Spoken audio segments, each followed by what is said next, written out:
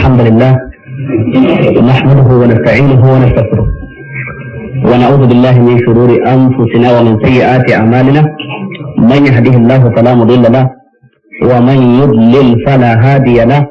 وأشهد أن لا إله إلا الله وحده لا شريك له وأشهد أن محمدا عبده ورسوله. يا أيها الذين آمنوا اتقوا الله حق تقاته ولا تموتن إلا وأنتم مسلمون. يا أيها الناس اتقوا ربكم الذي خلقكم من نفس واحدة وخلق منها زوجها وبث منهما رجالا كثيرا ونساء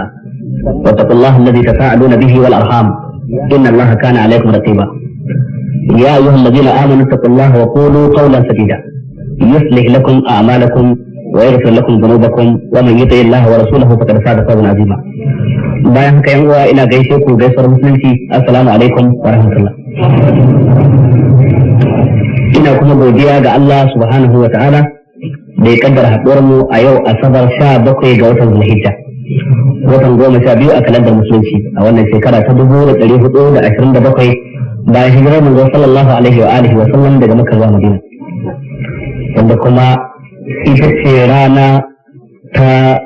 6 ga watan 1 shekara ta 2007 miladiya. Wannan shine karan farko a tarihi da na fara samun kaina a cikin wannan garin. Na taɓa zuwa amma ko taka birki bai yi ba na wuce. Saboda haka ina godiya a gare ku bisa ga tarbar da kuka yi min da bayar da lokacin ku don sauraron me zan faɗa a ɗan takaitaccen lokacin da muke da shi. Hakikanin gaskiya mai lacca yakan tsara zai yi lacca, kila ya mata dukkan tanade-tanaden da ya kamata ya yi mata sakamakon labari da yake da shi na mutanen da zai wa lacca. Amma ita kanta laccar takan amsa sunanta ne bayan shi mai laccar ya yi tozali da waɗanda zai wa lacca, bayan ya gansu sun gaishe su ne kuma daga baya za su iya kyale laccar a salon da aka tsara ta tun da, ko kuma a karkata akalarta zuwa wani abu na daban, ko da ko yana da alaka da abin da aka tsara za a faɗa ko kuma baya da alaka da ita. Wannan baya nufin zan canja maudu'in da zan yi lacca a kai, sai dai kuma kila zan shigar masa ta wata kofar da da ba ta nan na yi shirin shiga ba. Zama na a nan bayan na gan ku kun ganni ban da waɗanda bai riga na hango su ba, waɗanda suke min wara'i hijab, na tuno ɗaya daga cikin ayoyin alƙur'ani mai girma wadda ko da ita kaɗai muka ɗauka muka kai muka komo a cikinta, sannan muka tuntuɓi abin da ke fassara ta na hadisan manzon Allah sallallahu alaihi wa alihi wa sallam, to ko shakka babu za mu ci gajiyar wannan zama namu. Ita ce ayar da ke cikin suratul nisa, ayar da malamai ke mata taken ayatul huquqil ashara, ayar da take kunshe da haƙoƙi ɗai har guda 10 wanda suke rataya a wuyan kowane musulmi baligi mai hankali, mace ko namiji, dole ne ya tsare waɗannan haƙoƙi a rayuwarsa ta duniya. Akan haka ne za a gina sakamakon makomarsa ta ƙarshe gobe kiyama. Wanda duk ya fahimci waɗannan haƙoƙi ya tsare su ya kare su, to shine bawan da zai samu tsira a gaban Allah ranar tashi kiyama. Mutumin da duk ya jahilce su ko ya san su bai yi aiki da su ba, yake aiwatar da su, yake sauke nauyin da ya tattara a kansa na bin su, to shine kuma bawan da zai ci karo da abin da Allah ya alƙawari na narkon azaba. Allah ya tsare mu. Ubangiji ta'ala ya ce wa'budu Allah wa la tushriku bihi shay'a wa bil walidayni ihsana wa bil qurba wal yatama wal masakin wal jari dhil qurba wal jari al junub was sahib bil janb wa bin as-sabil wa ma malakat aymanukum inna Allah la yuhibbu man kana mukhtalan fakhura. Idan an tashi lissafi wanda nake bukatan ku tsaya ni kirgawa a dukkan kalmar da na tsaya akan ta, za mu ishe haƙoƙi 10 ne. Farko ubangiji ta ala ce wa abudullaha wa la tushriku bihi shay'a. Dai kenan. Wa bil walidayni ihsana wa bil qurba wal yatama wal masakin wal jari dhil qurba wal jari al junubi والصاحب بالجنب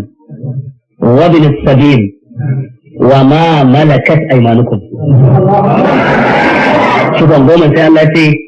bayan ya kammala 10 sai ce inna Allah la yuhibbu man kana mukhtalan fakura. Menene fashin bakin waɗannan haƙoƙi guda 10? me ake nufi da su menene bayanin su wanne ne haƙƙi mafi girma sannan wanne ne ke bi masa cikin waɗannan haƙƙoƙi guda 10. haƙƙi mafi girma ya uwa musulmi shine haƙƙin Allah subhanahu wa ta'ala. Allah a matsayinsa na mahaliccin mu wanda ya samar da mu daga babu, ubangijin da ya sa samaniya sai mana rumfa ƙasa take ɗauke da mu, yake saukar da ruwa ya fitar da tsirrai, yake bambanta yanayi daga zafi zuwa sanyi, daga damana zuwa rani, sannan ya canja lokuta daga dare zuwa rana, sannan bangare na yini din daga hantsi zuwa tsakiyar rana zuwa garjin azhar zuwa la'asar likis har zuwa almuru. Ubangijin da yake cancanta waɗannan al'amura, ubangijin da ya halitta mutane tare da bambancin yarensu da bambancin launinsu da yanayinsu da wuraren zamansu. Haƙƙinsa shine haƙƙi mafi girma akan kowane bawa cikin bayi. Haƙƙin Allah kuma akan mu shine mu bautata masa shi kadai ba tare da mun haɗa shi da wani ba. Domin shi kadai yake bai da abokin tarayya cikin dukkanin ayyukansa. Ba wanda ya taya shi ginin sama ko ƙasa, ba wanda yake tallafa masa wajen fitar da tsirrai ko saukar da ruwan sama, ba wanda yake taya shi halittar halittu gaba ɗaya. To yadda shi kadai yayi wannan, to kuma shi kadai ne yawa jaba abin shi a yi masa bauta bisa ga tsarin da shi yake so, ba bisa ga tsarin da mu muke so ba. Shine ma'anar wa'budullaha wa la tushriku bihi shay'a. Ku bauta ma Allah, kada ku ce za ku haɗa shi da wani, kada ku ce za ku sanya masa abokin tarayya, kada ka ɗauka a cikin zuciyarka ka yi tunani a ranka cewa banda Allah akwai mai kama da shi a cikin ayyukansa ko cikin sunayensa ko cikin siffofinsa, shi kaɗai yake subhanahu wa ta'ala. Kada ka ɗauka cewa arzutawa da talautarwa da kashewa da rayawa akwai wanda yake turmutu da Allah cikin wannan. Allah kaɗai ya kaɗai ka da yin wannan. Duk wanda ya samu arziki to daga gare shi ne, qul man yarzuqukum min as-samawati wal ard walillah, ba mai arzuta ku daga sama ko ƙasa sai Allah subhanahu wa ta'ala. Shi ne mai mulki kuma shi ke ba da mulki ko mukami ga wanda ya so a lokacin da su. Idan ka ɗauka ban da shi akwai wanda zai iya baka mulki ko ya kwace daga hannun wane ya baka, to hakika ka jahilci ubangiji subhanahu wa ta'ala. Ubangiji subhanahu wa ta'ala yana da haƙƙi akan mu na mu bauta mashi, dan wannan ya halice mu. Wa ma khalaqatul jinna wal insa illa liya'budun ma uridu minhum min rizqin wa ma uridu an yut'imun inna Allaha huwa ar-razzaqu dhul quwwati matin. Ubangiji ce ban halittu mutum da aljanna sai dan su bauta mu. Ita ko bauta a cikin abu take kamar haka. Abu na farko shine bin umarni. Duk abin da Allah ya ce yi ya kasance kana kokarin kwatantawa. Abu na biyu shine barin abin da aka ce ka bari. Abin da duk aka haramta maka cewa haramun ne ka yi kai kokarin ne santarsa. Dukan bawan da ya kasance bin umarni yake yi amma baya hannuwa daga abin da aka hane shi yi, kamar yayin rabi ko wani bangare na bauta bai ɗaya kasan ba.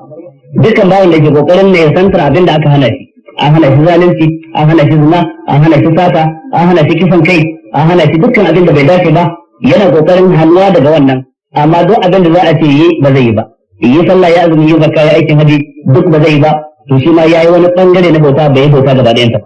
Mutumin da ya yi bauta gaba ɗayanta ya kuma amsa kiran Allah subhanahu wa ta'ala wajen bauta, shi ne wanda ya lubunci dangin umarni na Allah ya kuma hannu daga dangogin abin da aka hana shi. Wannan ya ce hakikanin bauta.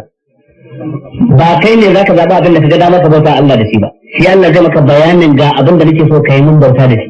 Ta harshen manzon jira Allah Muhammad sallallahu alaihi wasallam. Ba kai ne zaka haramta wa kanka irin abin da kaga baka so ba. A'a, nassi ne na Alqur'ani ko hadisi ingantacce zai ce maka abu kaza haramun ne,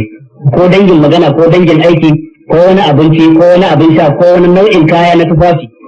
Nassi ne zai haramta maka domin ka dana, ba kai ne dan karan kanka ba. Ko da a zuci baka sha'awar cin kaza ko shan kaza ko sanya tufafi iri kaza, baya nuna ka haramta shi a kanka ballantana ka haramta wa waninsa, ballantana ka haramta wa waninka. Domin lokacin da ka haramta shi a kanka kadai ko ka haramta shi ga waninka, to kai tarayya da Allah cikin abin da ba mai iko akan sai Allah, shine shar'antawa da ba da tsari da ba da dokoki. Wato kai tarayya da Allah cikin wannan. Ka iya kin dan baka so. An kawo Annabi sallallahu alaihi wa alihi wa sallama naman da an ajiya gaban sa. Yakan na bai ce kuma bai kawar da kai. Sai Khalid ibn Walid ya daga dan yatsan sai tsoma a cikin roban. Sai dan dana sai da manzo Allah bai ce masa komai ba. Sai ya da kwanan gaban sa sai ya ci gaba da ci. Manzo Allah bai hana shi ba. Aka ce da manzo Allah an baka kyauta gashi kuma baka ci ba. Gashi kuma ka kyale wani na ce yace ai ba haramun bane ba. Amma abin da yasa ban ci shi ba a saba da cin naman damo ba a garin mu, dan haka sai ga yana kyamar. Amma haramun ne ba haramun bane ba. Ashe ba ka san abu daban, kasance wata haramun kuma daban. Kai ba ka san shi wannan daban. To kuma ba ka iya cewa haramun ne sai in ubangiji ta'ala ne ya haramta. A takaice dai haƙƙi mafi girma shine haƙƙin Allah subhanahu wa ta'ala na kaɗai ka ci dan bauta, kuma domin ita ne ya halitta mu gaba ɗaya ya samar da mu daga babu domin bauta ne ubangiji subhanahu wa ta'ala ya saukar da littattafai ya kuma turo da manzanni manzo bayan manzo a zamanna daban-daban sun ma arsalna rusulana tafra ya turo manzanni wani na bin wani a lokuta mabambanta juna ya saukar da littattafai a kansu domin kowane annabi da ya zo daga baya ya jaddada ya sabunta da'awar annabin da ya gabace shi ya ɗora mutane akan tafarkin kaɗaita Allah da ibada shi kadai ba tare da an haɗa shi da kowa ba to wannan shine haƙƙin da yake mafi girma cikin haƙƙin Allah wannan ko ya shafi rayuwarka ne gaba ɗaya domin bauta ba ta taƙaituwa a masallaci tun da dai ka fahimci cewa bauta tana da faɗi da'irarta kewayen tana da faɗi shafinta yana da faɗi wato ta kunshi dukkan umarni da dukkan hani to umarni da hani kuma suna shiga cikin ibada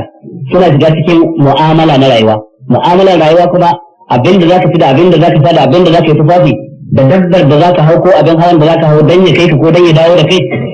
sannan dangin maganganu da zaka yi a cikin rayuwarka gaba ɗaya me zaka ce tun daga safe zuwa faɗuwar rana da kuma dangin abin da zaka aikata duk wannan bauta ta shiga ciki a cikin duk abin da kake a yanzu ya iya shiga da rashin halarci ko haramci in zama kai in ki hingida kai in kwanciya kai in fi kai ko sha kai bayarwa ko karɓa kai dole ne baya da ajin da ba wannan ba ko dai shiga cikin halarci ko shiga cikin haramci to aikin ka a matsayin ka na bawa ce ne yaya zan yi duk abin da zan yi din ya zanto cikin halarci yake ba cikin haramci ba ya zan yi zanto ban saba ubangiji ba ya zan yi zanto mai takatsantsa akan wannan to wannan ko ba zai yiwu ba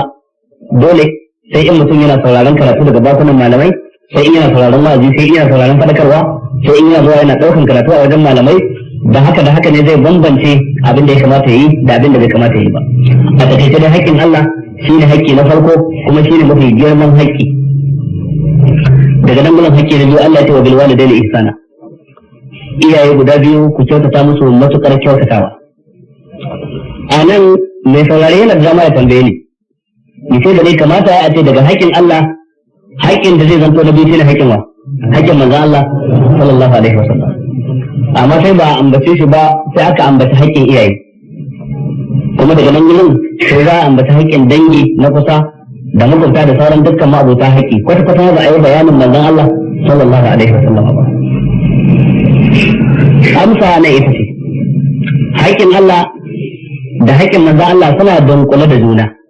domin babu yadda za a yi ka gane Allah a matsayinsa na wanda ya cancanta a bauta masa sai ta hanyar manzon Allah sallallahu alaihi wasallam ko babu yadda za a yi ka iya yin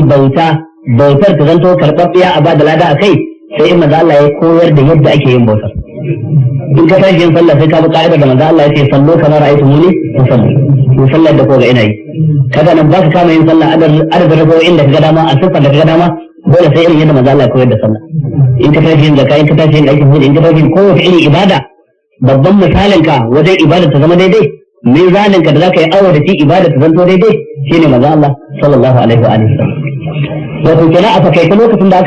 aka ambaci haƙƙin Allah to haƙƙin manzon Allah na ciki don babu yanda za a yi ka iya wa Allah da'a ba tare da da'a ga manzon Allah sallallahu alaihi wa sallam ba shi yasa Allah ya mun yi ta'ir rasula faqad ata Allah wa man tawalla ma arsalnaka alaihi hafiza dukkan wanda yawa manzon Allah da'a to hakika yawa Allah da'a wanda ko yaji ya baya to ba muturo ka wata ranto dan gadi a kansa kada sai aka kai masa wazi in ya kije kuma to ya je tarar da sakamakon rashin jidin nashi kun ga anan wuri kenan haƙƙin manzon Allah na don kula da haƙƙin Allah subhanahu wa ta'ala dan babu yanda za a yi kabi Allah sai ta hanyar manzon Allah sallallahu alaihi wa alihi wa sallam da haka sai aka tabbata da bayanin haƙƙin iyaye wa bil walidaini ihsana iyaye ku kyautata musu matuƙar kyautatawa to a nan wurin kawo haƙƙin iyaye a matsayin na biyu bayan haƙƙin Allah wanda muka ce yana da kula da haƙƙin manzon Allah na nuna girman iyaye da darajar su da irin matsayi da alƙur'ani ya ba su ba wannan ne kadai wurin farko ba da aka haɗa haƙƙin Allah da haƙƙin iyaye tare da juna suna bin juna wannan ɗaya ne daga cikin wuraren banda wannan ubangiji ta'ala ya faɗa a cikin suratul Isra wa qada rabbuka alla ta'budu illa iyyah wa bil walidayni ihsana sannan kuma ya faɗa cikin suratul Luqman yace anishkurli wa liwalidayk ilayya al-masir sannan kuma ya faɗa cikin suratul Baqara wa id akhadna mithaqa bani isra'ila la ta'buduna illa Allah wa bil walidayni ihsana wato waɗannan wurare kenan daban-daban inda Allah madaukakin sarki ya haɗa tsakanin haƙƙinsa da haƙƙin iyaye ya faɗi wannan ma a cikin suratul Ahqaf da Allah ta innal ladina qalu rabbuna Allah thumma istaqamu fala khawfun alaihim wa la hum yahzanun ulaika ashabul jannati khalidina fiha jazaa'an bima kanu ya'malun sai ce wa wasaina al-insana biwalidayhi ana maganar haƙƙin Allah waɗanda suka ce Allah shi kaɗai ne ubangijin mu za mu bauta sa ba tare da mun haɗa shi da wani ba suka daidaita akan haka to wannan ba jin tsoro ko firgita tattare da su ba za su yi bakin ciki ba kuma su yan aljanna ne sai kuma Allah ce wa wasaina al-insana biwalidayhi husna ko biwalidayhi ihsana a wata kira mun yi wasiki ga dan adam ya kyautata wa mahaifansa wato wannan sai ke nuna mana girman haƙƙin mahaifa dan haka Allah ya faɗa cikin suratul Isra'il yace imma yablughanna indaka al-kibara ahaduhuma aw kilahuma fala taqul lahumu uffin wala tanharhuma wa qul lahumu qawlan karima idan ɗaya daga cikin su ya kai shekarun girma uwa ko uba ɗaya daga cikin su ya kai shekarun girma idan mutum ya manyanta bisa kaida da Allah ya ɗora a rayuwa yakan koma a halin da ya fara da shi a da yana da raunin jiki da raunin tunani sai girma ya zo ya samu karfin jiki da karfin tunani to kuma idan tsufa ya zo sai sake koma kan raunin jiki da raunin tunani irin na yarinta ka'idar da Allah ya dora wa rayuwa ke duk wanda ya dade zai ga da dau Allahu allazi khalaqakum min da'atin thumma ja'ala min ba'di da'atin quwwa thumma ja'ala min ba'di quwwatin da'afan wa shayba yakhluqu ma yasha wa huwa al-alim al-qadir bambancin da ke tsakanin raunin farko na yarinta da rauni na biyu na tsufa shi raunin farko na yarinta kwanaki na tafiya yana kaucewa yana rabuwa da kai yana rabuwa amma shi na tsufa kwanaki na zuwa yana ƙara rauni yana ƙara rauni sannan bambanci da ke tsakanin su na biyu lokacin da kake cikin rauni na yarinta ga kada rauni kana da mataimaka da yawa uwa ta yi uba ya yi yayye su yi kanne su yi makwauta mai reno a kai kanan a ɗauke ka kan kowa na haba da kai amma lokacin da rauni na biyu ya zo ba ka da mataimaka da yawa shi ne ma'anar kowa ya daɗe zai ga daɗan in ma ya bugu janna inda kalki bara ahaduhuma in ɗaya daga cikin su ya kai matsayi na girma ya manyanta kwakwalwarsa ta fara rauni jikinsa ya gajiya ba zai iya tafiya ba sai ya dogara sanda bayan ko da mai jarumi ne sadauki ne mai karfi ne ba irin wannan yanayi dole ne uba idan ya kai wannan matsayi ya ɗaya haƙuri da shi dole ne ɗaya haƙuri da shi shi ne Allah ke salata kullahu ma uffin karkace da ɗaya daga cikin su uwa ko uba uffin lafazin uff a larabci ita ce daraja ta ƙarshen ƙasa ta munanawa to daraja wadda take ta ƙarshen ƙasa wadda daga ita sai babu ta munanawa ba a yi dauka wa yayanka shi ne ma'anar salata kullahu ma uffin wato kada ka ce da su koda da halatta ka cewa mahaifiyarka ko mahaifinka ka iya kawo wata shawara a sakamakon rauni su faɗa maka wani abin da yake kuskure ne a ƙarara to ba za ka ga musu martani da mummunar magana ba a cikin bilinci za ka ce ai ba wannan ba kaza bane ai kaza ne ai kaza ne ai mahaifiyata wannan ba kaza bane ba ai kaza ne ai kaza ne cikin raha cikin sakin fuska ba tare da murtuke fuska ba shi ne ma'anar fala ta kallahu ma uffin sannan na biyu wala tanharhuma karka musu tsawa kada suna magana kana yi ladabi tsakaninka da mahaifinka lokacin da yake magana kai ba za ka yi ba za ka yi shiru sai ya kare sai ka zaɓi murya da bata kai tashi daga ba sai ka bashi ansa da ita kar yana cikin magana ya faro zance bai kai karshe ba ka yanke shi wannan rashin ladabi ne wannan rashin mutunci ne kar mahaifiya tana cikin magana ta faro magana bata dire ba ka yanke ta bata kai aya ba ka yanke ta kyale ta kai ayar zancenta sannan sai ka ba ta ansa da zance mai daɗi da sautin da yake kafa da nata babu tsawa babu raki babu hantara babu tsangwama a ciki wala tanharhuma wa qul lahumu qawlan karima ka faɗa musu magana ta girmamawa alqawl karim shine alqawl layyin zance mai taushi zaɓar kalmomin kai ka danje kafin ka yi amfani da su ga mahaifinka kowa sa'a ne zaka duk abin da fita daga bakin ka zaka faɗa amma lokacin da zaka faɗa wanda kake mutunta magana kana ta tsara me zaka ce yadda yake misali in za ka rubuta wani abokinka wasiƙa kun yi primary tare kun yi secondary tare har kun gama jami'a tare yanzu na aiki a wani za ka rubuta masa wasiƙa ba ka tsayawa kana wani zaɓen kalmomi abin da zai fito daga bakin ka kawai kake faɗa amma in za ka rubuta a sirikin ka ba to kai kana zaɓar wata kalma ta ce musamman sirikin da bai riga ya baka ba kaga wadansu sun suna da rike wannan kafin a bashi a bayan an bashi labarin yake ta bambam ta labarin zai ta bambam in za ka rubuta shugaban wata ma'aikata ko wani darakta da kake neman aiki ta hanyar sa ka duba wasiƙar jumlolin da ke cikin ta santan su suka canja kalmomin kowace kana zaɓa wannan ta dace wannan ba ta dace ba to balantana kalmar za ta faɗa mahaifinka balantana kalmar za ta faɗa mahaifiyarka in yi zan fito duk abin da rubuta daga bakin ka haka kake sharo shi ka faɗa ko duk abin da rubuta daga bakin ka haka za ka faɗa mahaifiyarka ko mahaifinki to wannan karshen rufin mutunci kenan karshen rufin girmamawa ba ka duba bayan Allah ba da cewa wallahu ma qawlan karima ka faɗa musu magana mai daɗi mai taushi واخفض لهما جناح الذل من الرهبة كلمت mai tawadu da kaskantar da kai a gaban su ko da sai shugaba ne ka iya zama shugaban gari amma ba ka da ban da shi kuma kike shugaban ka ko da kai gwamnatin jiha ne ka iya zama gwamnatin jiha duk talakawan ka ne amma ba ka da kuma gwamnatin ka واخفض لهما جناح الذل من الرهبة wannan jumla gaba daya in ka tashi fasara ta hausa sai ka fasara a dunkule ka kaskantar da kanka a gare su kaskantar da kai shi ne abin da lalata ta yi siyanu zat mantawa da matsayin da nake da shi lokacin da ya gaban mahaifina na mantar da kai na in ni sarki ne ko hakimi ne na mantar da kai na in ni gwamna ne ko minista ko kuma ko chairman na local government ko wani gawataccen attajiri duk na mantar da kai na wannan na ɗauka ni yanzu ɗani a gaban mahaifinsa sai abin da mahaifin ya ce da ni ba na tuno jibiyar da aka mun kafin in shigo gida ba na tuno yan sai kayi da ke tsaye a kofar gida yanzu nan gudun na zo ne gaban mahaifiyata ko mahaifina dole in yi ladabi duk ɗa mai neman albarka haka yake ma'amalanta mahaifansa amma da yawan mu iyayen mu sun hanga da mu bayan mun girma mun zama mutane mahaifina da rai kawai sai ɗaya masa jiyo mulki ya ake jiyo mulki je kana neman ya a gidan ba uban yana nan da ransa uwa tana nan da ransa su suka hauki yar amma wani babban ɗansu da ke aiki a wani gari sai a ce ba za a baka ansa ba sai ya zo ma'ana ya jiyo mulki tunda shi ne zai gado shi ne zai katifa shi ne ma zai ce ga ranar da za ta ɗaga aure in sai a ɗaga saboda ko da mahaifan ba sa so shi ne zai wannan to kaga anan gurin a fakaice mutum ya ba za su je mulki yana ta yake da kai ba jiyo mulkin da za su bar da gari shi ne kawai jiyo mulkin da za su bar da gari wanda duk ba wanda yake nagari ba zai wannan ba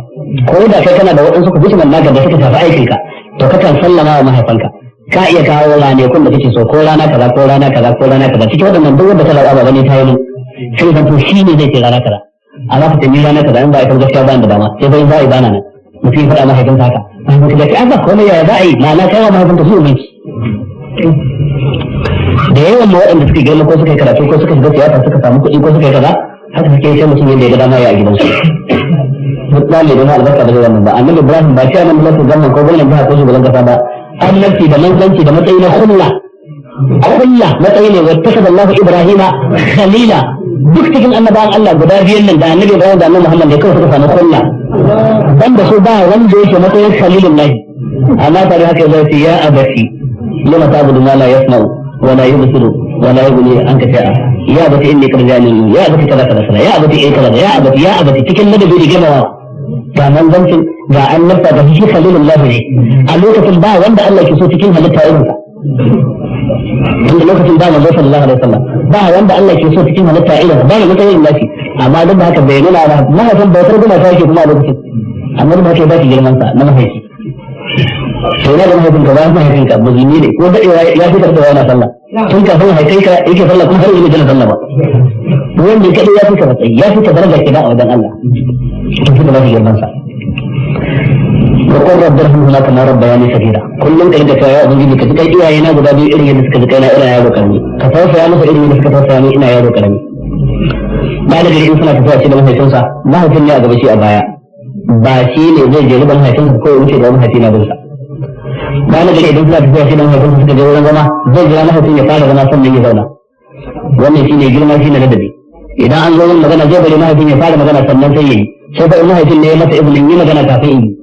wannan shine girmamawa shine mutuntawa shine insanin da ubangiji ta ala wajata akan kan wannan manzo Allah ya tana da hadisi masu yawa bari ba mu misalin ɗaya daga ciki wata rana manzo Allah ya zo ya hawo minbari wajen hutuba sai aka ji ya ce amin amin amin haso sahabbai suka ce alama amman ta rasulullah me kai wa amin sai ce amin ta farko mala'ika jibril ne ya same ni yace Allah wadaran wanda ya rasu mahaifansa guda biyu na da rai ko ɗaya daga cikinsu amma bai yi musu aiki na biyayya da zai kai shi gidan aljanna ba sai amin manzo Allah ce ni ko sai amin.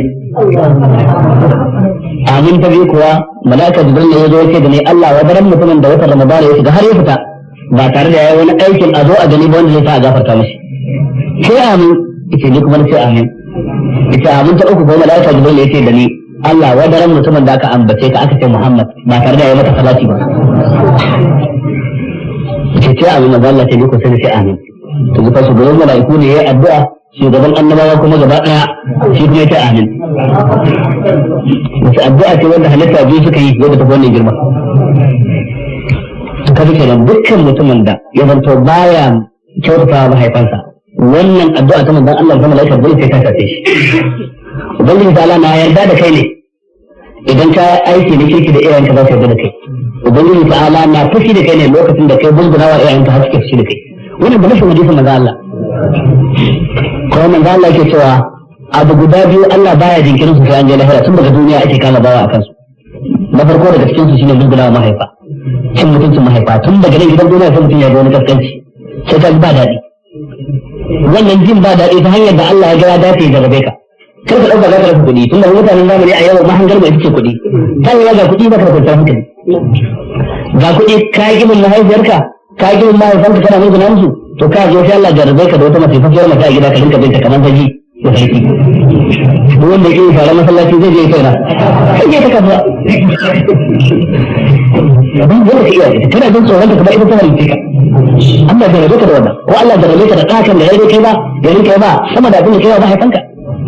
Da sauran matsaloli na rayuwa wanda Allah madaukakin sarki ke jarrabar bawa da su. Tun ya san albarka a cikin rayuwarsa lallai ne kula da haƙƙin wato ainihin mahaifansa. Abincinsu, fitararsu, wurin zamansu, yanayin tufafinsu wanda ya dace da sanyi ko zafi. Lokacin zafi, ɗinka musu da samar musu tufafin da ya dace da yanayin zafi wanda ba za su takura ba. Kana ga lokacin zafi na abinka da yawo da sauki, ko rigar sanyi ta sauke wuyarsa. Wanda ba za ka ɗinka masa yadi mai sauƙi ba, wanda iska zai ka zatawa zafi ba zai gallabe shi ba. Lokacin sanyi kuma sama masa wurin da zai ɗumama jikinsa, tufafin da zai ɗumama jikinsa. Ɗakin da ya dace da shi lokacin damana kar a bar ɗakin sana zubar da ruwa. Dukkan waɗannan haƙoƙi ne da ke kan wanda ya shafi mahaifan mu guda biyu kuma dole ne su. To ana abin tambaya in za ana magana akan mahaifa ne guda biyu in so biyu suna da rai wa ya fi girman haƙƙi. Nassin hadisi na manzon Allah sallallahu alaihi wasallam ya nuna cewa uwa ta fi girman haƙƙi sama da uba. Wani mutum ya tambaya annabi ya ce da shi wane ne ya fi cancanta kyautata masa cikin mutanen duniya gaba ɗaya sai manzon Allah ya ce mahaifiyarka. Yace sannan wa yace mahaifiyarka sannan wa mahaifiyarka sannan wa yace sannan mahaifinka. Sai da zana mahaifiya har sau uku kafin ya ambaci mahaifi a karo na hudu. Wata mace sun rabu da mijinta suna da ɗa sai suka yi rigima akan wurin wa ɗan zai zauna. Ita uwa take za ta rike ɗanta miji kuma ke ya kwace ɗan sai suka je ga manzon Allah. Tace wannan ɗan da kake gani ciki na ita ce jakar da take ɗauke da shi har tsawon watannin da na yi da shi a ciki. Sunyoyi na nan ne dakali da yake kai kawo. Nono na shi ne abin sansa har kafin ya fara cin karaci. Ta kafa hujjoji guda nawa? Guda uku wanda mahaifi da ko ɗaya a ciki ko mahaifiya. Ta ce amma mun rabu da bayan Allah nan sai ya zo zai kwace shi. Sai shi ya fi cancanta ya rike ko ni. Sai manzo Allah ce anti ahaqqu bihi la lam tankihi. Sai kika fi cancantar ki rike kayanki sai fa in kin yi aure ne. Da zarar kin yi aure kin gama inda kin yi aure to kuma cancanta za ta dawo zan uba kenan. Amma matakar kina zaune zaman zawarci ko shekara na zaki ke kika fi cancantar ki rike ɗanki. A nan malamai suka ce ababen da ta ambata wanda suke khasa'is ne na umuma wanda ba ba ya da su. Ba da nan da ya tsaya da ɗan. Ba da mahaifa a cikin zai kunshi ɗan a cikin sa ya yawo da shi ana gani.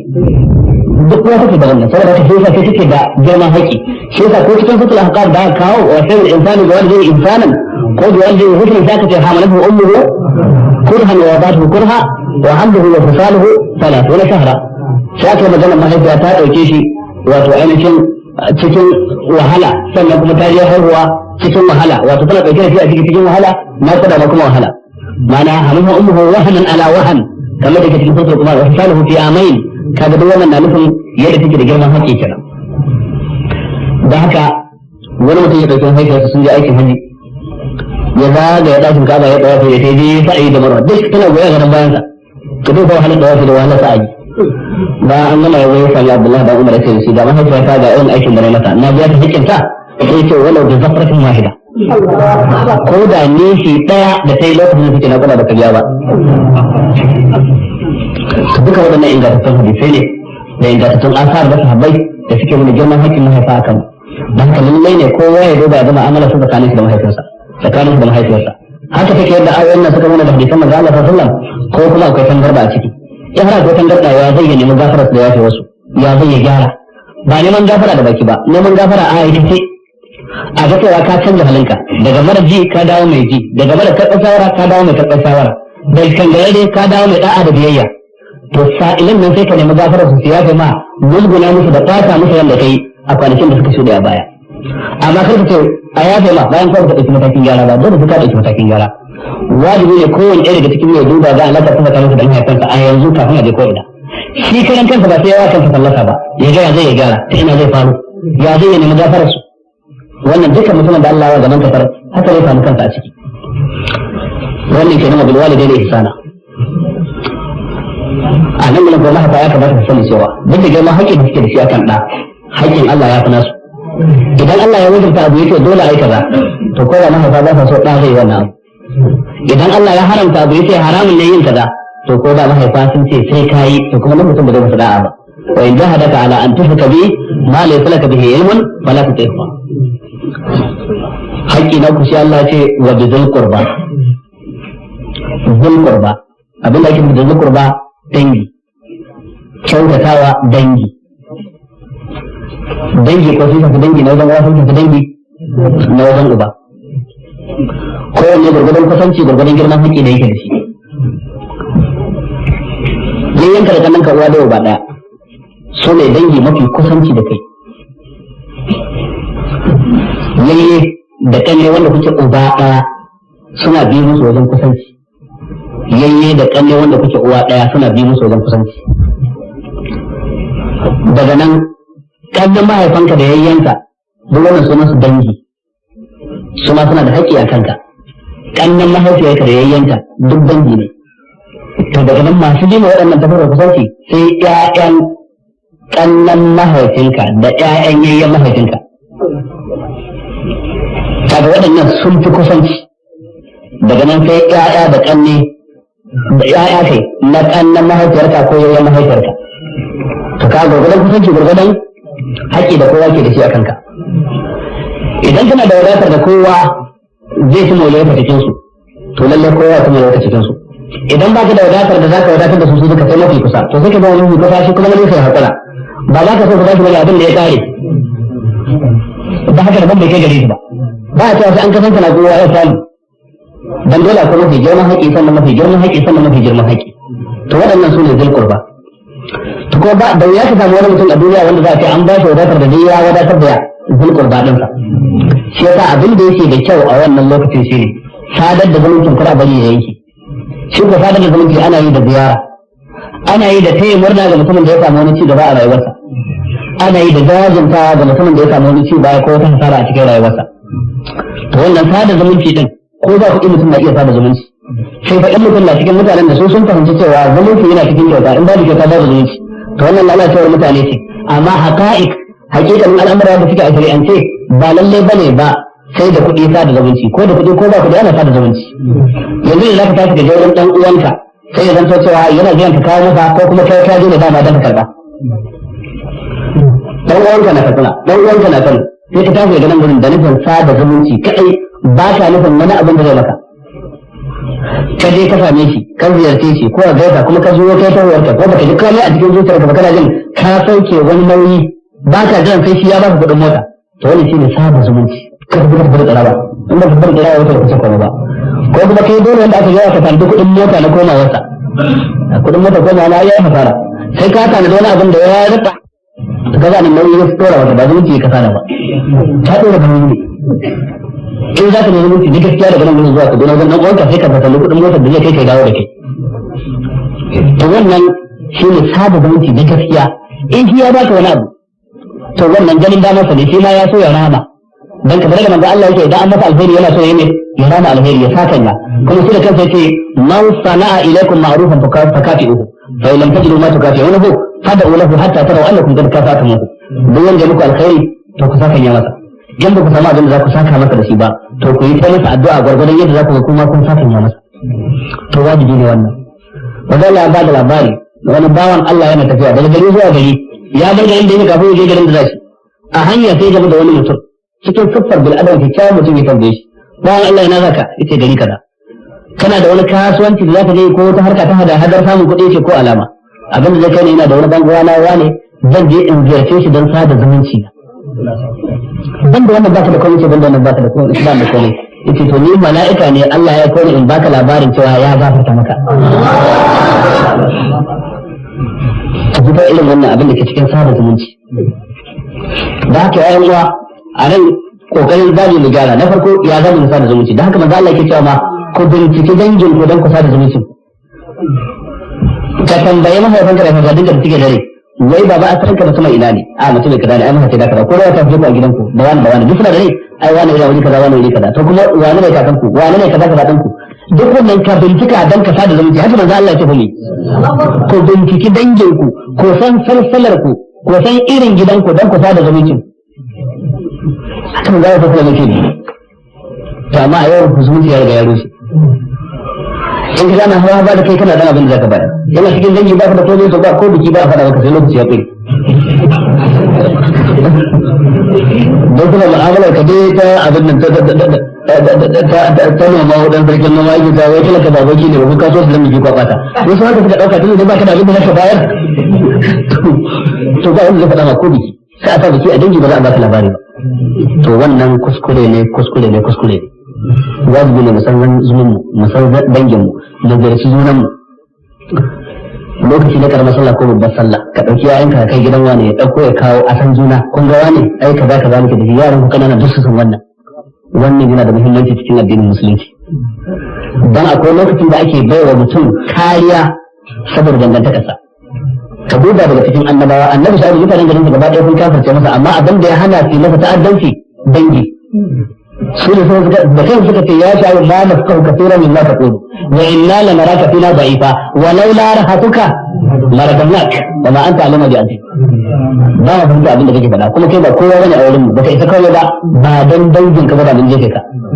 dangin ka ba ke dare shi amma su za su tsare masa ne su ba su kariya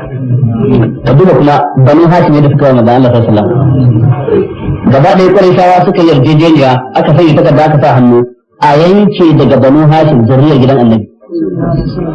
kar a sayar musu in sun kawo haja kar a saya kar a aura musu kuma kar a auro a cikin su aka yanke da su saboda yunwa suka rinka bin mutu a daji da ya mutu suna ci saboda ba a sayar musu komai so ake sai sun gaji sun ce ga annabi a kashe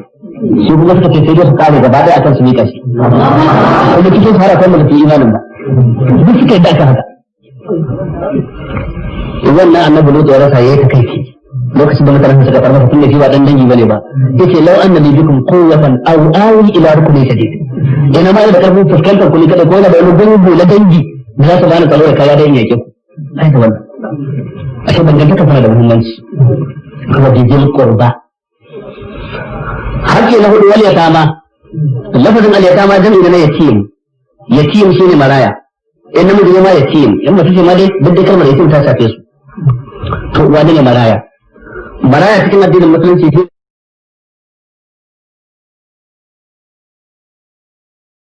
kafin ya kai ga balaga idan mahaifinka bai rasu ba sai bayan ka balaga kai ba a kiran ka maraya sai da ake ka rasa uba amma ba maraya bane ba in mahaifinki bai rasu ba sai bayan kin balaga kin zama cikakkiyar mace ko an miki aure kin mai yafa to kin rashin uba ka amma ba a ce miki maraya ce ne yaron da bai kai balaga ba idan mahaifin sai rasu mace ko namiji to wannan a cikin al'umma yana da wani haƙƙi a kan na abincinsa da suturarsi da makarantarsi da kiwon lafiya da wurin kwanan shi wato kenan kamar al'ummar nan garin dole ya zanto suna da wani list na adadi na marayu da ake da su waɗanda kuma an san masu ƙaramin ƙarfi ne ya za a tallafa musu ne da kuma yin makarantar su wanda ya ce ya dauki nauyin tufafi duk shekara tufafin sallah wanda ya ce ya dauki nauyin abinci wanda ya ce ya dauki nauyin magani ko mu samar da wani asusu na tallafa marayu. Duk wani marayan da baya da gata, marayan da yake dan dangi a cikin danginsa wani ya dauke masa, wannan babu laifi. Marayan da ba dan dangi ba ko danginsa masu karamin karfi ne, dole ne al'ummar ita kanta aka wajabtawa ta kula da shi. Mata ko dangi. In yarinya ta za a yi wa aure, to a gaya za a aure da ita ga mutumin da yake na gari, kar dan marainiya ta kasance an aure da ita ga mutum da bai cancanta ba, kawai dan ba ta da gata. Kuma ya dinga gallaza mata ba wanda zai wa mijin magana, kawai dan ba ta da gata. Wannan ba daidai bane. Kar da mutum ya yi rashin uba ya kasance shi kana an haramta masa ba shi bayan karatu ko na boko ko na addini, dan ba wanda zai kai shi makaranta, ba wanda zai dauki nauyin makarantarsa, ba wanda zai sai masa uniform, ba wanda zai sai masa exercise, ba wanda zai sai exercise books, ba wanda zai sai masa kaza. A ce kuma shi kenan shi an haramta masa ilimi. Idan muka yi wannan illar za ta dawo kanmu ne, da mun ki da mun so za ta dawo kanmu. Hausa suka ce wake daya shi ke ɓata miya. To wannan wake ɗin ya ɓata miya, yaro guda ɗaya da yake da haƙƙi akan mutum ke ɗaukar nauyin haƙƙinsa. Ya yi wasan ƙasa da yaran mu, ya kai ya komo tare da su, ƙaramar sallah ta zo mu ɗauka ƴaƴan mu shi mu ɗauka musu ba. Babbar sallah ta zo mu yi layya a gidan mu shi ba ya a gidansu ba. Duk ko na kallon wannan yana samun wata uku da nafsiya, wani kullum zuci. Ƴaƴan su tafi makaranta su je su dawo su zo su yi wasan ƙasa da shi, da yamma su tafi islamiyya su je su dawo su yi wasa da shi da daddare. Shi ko ba a kai su makarantar ba, suna girma tare, ana ƙara samun bambanci tsakanin shi da su, ratar ta yawa. Rata ta hanyar tunani da yadda zai fashin bakin al'amuran da yake gani a gabansa. Su sun yi karatu, hanyoyin analysis sun su gaba da al'amura daban da nashi. Shi bai karatu ba, hanyoyin da yake fassara abubuwa daban ne. Wannan sai ta sa a samu rata tsakanin shi da su. Tun suna ganin abokinmu har sai zanto da abokinmu ne. A yanzu ba abokinmu ba ne. Kuma mun yi karatu shi bai yi ba, muna da rufin asiri shi baya da rufin asiri, muna da gata shi baya da gata. Sai ya samu kullun zuci, daga lokacin da ya samu wannan kullun zuci sai daga gaba ɗaya wanda mai stama ɗin society ɗin community ɗin gaba ɗaya sai abokin adawa kare. Bai kuma kowa ya kwana a waje yadda yake kwana a waje, bai kuma kowa ya kwana da yamma yadda yake kwana da yamma, bai kuma a yi gobara ko a yi ruwan sama da ruso gidan kowa ya rufe yadda shi ma gidan take a rufe, katangar sa tun mahaifinsa na da rai da ta fada ba tayar musu ba har yanzu. To shi kaɗai ɗan naka da ka biya wa ya karatu, ɗan naka da hasa ya karatu, sai wannan ya zama abokin su sai ya gurɓata su. A lokacin in mun gyara shi kadai kamar mun bawa ƴaƴan matsaro ne gaba ɗaya a garin da unguwa. In muka kyale shi kadai muka ware namu, to ai namun ba da za a yi farayi sai sun cakuɗu da wadanta. To kuma in sun cakuɗu ko mun yawan su ne kirkin, in aka samu guda ɗaya lalatacce sai ya tasiri a kansu sama da yadda ya tasiri a kan shi. To wannan kadai ya isa ya sa a ƙauyukanmu da garurukanmu muna da wani tsari. Ba sai rana ɗaya abin ya fara kuma dandana a ga tasirinsa ba. Yawanci abin da ba a ganin amfanin sai da shekaru sai a hankali, amma dole ya zanto muna da wani tsari, ko a mataki na gari ko a mataki na unguwa ko a mataki na family,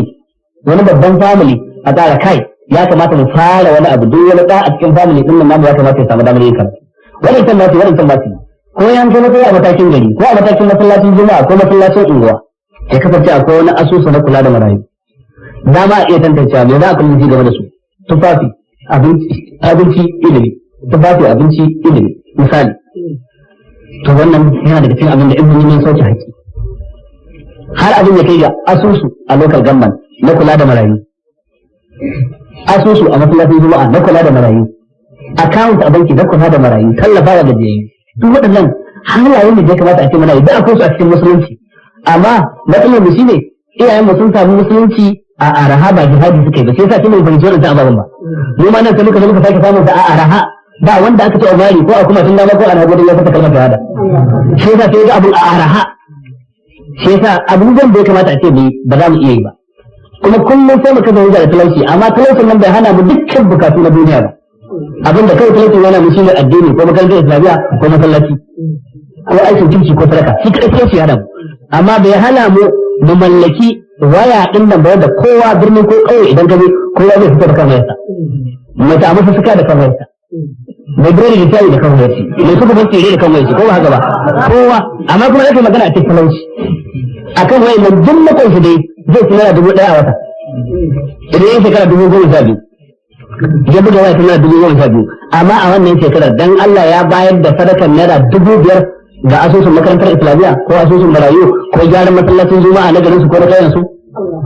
Wannan yana ganin sai sa zuwa ne idan sun zo kiyan ko idan sai an boko ne in sun zo wuce ana ji a same su suke da manyan kuɗi shi kuɗin su da bugawa ne ba ni gyara masallaci ne ba ba ni gyara islamiyya ne ba shi kuɗin sa ba na shiga aljanna ba ne ba shi kuɗin sa bai ce cinye ne a nan gurin shi kuɗin sa ba ya fito aljanna inda haka da in dai har zan iya buga waya ta naira 10,000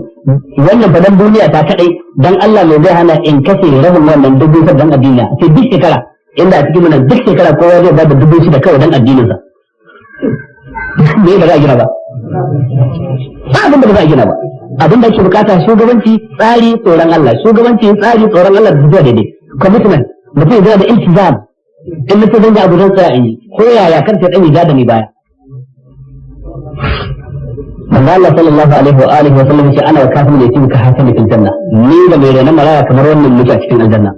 ya nuna manoniyan dan yatsa da kuma dan yatsan tsakiya amma sai ya ware su abin nufi yadda yatsun nan guda biyu suka yi tarayya kan tafin hannu daya to haka ni da mai kula da maraya za mu shiga aljanna sai dai ware suna nuna matsayin annabi daban kai ma ko matsayin ka daban ba dan kun shiga aljanna bai zanto irin gidan da zaka samu shine irin na annabi a matsayin ka daban kuma naka daban ana wa kafir yace ka hatin fil janna ni da mai kula da maraya da mai daukar nauyin maraya kamar wannan muke a cikin aljanna nabiyar wal masakin lafazin al masakin jam'i na al miskin shine mabukaci ba wai mai larura ba kuturo da makaho idan suna da kuɗi to su ba masakin bane ba su dai suna da nakasa ta fuskar halitta